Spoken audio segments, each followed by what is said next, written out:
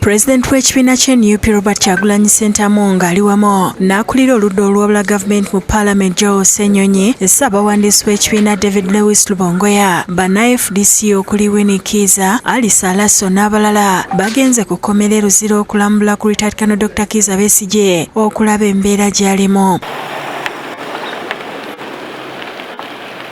Bwe batuuse ku kkomera basanze ebyokwerinda binywezeddwa era baaziddwa okusobola okuyingira nga bo bannamawulire bagaaniddwa era obwedde ebifaananyi babikwatira bweru.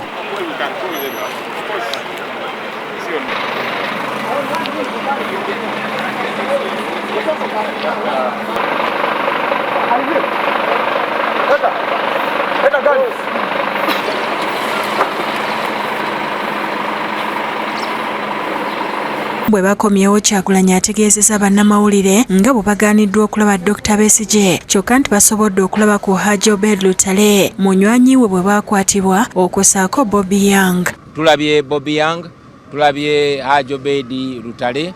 Dr. Besigye tetusobodde mulaba, batutegeeza nti mulwadde nnyo, munafu nnyo, tasobola kuva mu buliri.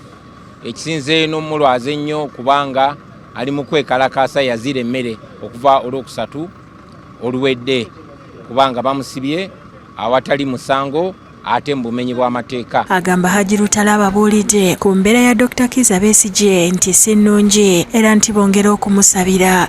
Obubaka bwatuweereza bwatusabye tubawe nti mulwane nga temulwanirira Dr. Besigye yekka wabula abasibe bonna abasibwe kkooti y'amagye mu bumenyi bw'amateeka. Eyali akulira oludda olw'obula gavumenti mu Parliament Winnie Kiiza ne Alice Alaso nabo boogedde ku ky'okubagaana okulaba Dr. Besigye ne basaba abantu okukwasiza awamu okulwanirira eddembe lyabwe. Tetusobodde okulaba Dr. Besigye lwakubanga ali wiiki tasobola kulaba muntu.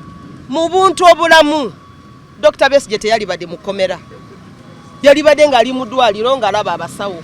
How can the Supreme Court of the land tell you that this is an illegality and you continue to hold people like that? Yes, Ssenyonyi agambye nti olunaku lw'enkya baakutuula nga bakulira oludda olw'obula gavumenti mu Parliament basalewo ku kiki kye bazzaako. Tuze tubyogerako of course ku fulo ya Parliament, gavumenti gaba tusuubiza kye tukolako, speaker ng'agamba kirimu kwasaganyizibwa mulindeeko naki naye tulindeko paka ddi kubanga embeera ya leero yo etweraliikiriza tomutasobola na kuva mu buliri olw'embeera embi gy'alimu kyeraliikiriza. Oluvannyuma bannabyabufuzi ku ludda olw'obula gavumenti basinkanye okulaba engeri gye bayinza okuyambamu abasibe abali e Luzira okuli ne Retired Colonel Dr. Kizza Besigye. Babadde ku kitebe ky'NUP Makerere Kavule ng'ensinkano eno tekkiriziddwamu bannamawulire. Kyagulanyi oluvannyuma ababuulidde bye basazeewo ku nsonga ya Dr. Kizza Besigye okulaba ng'ayimbulwa.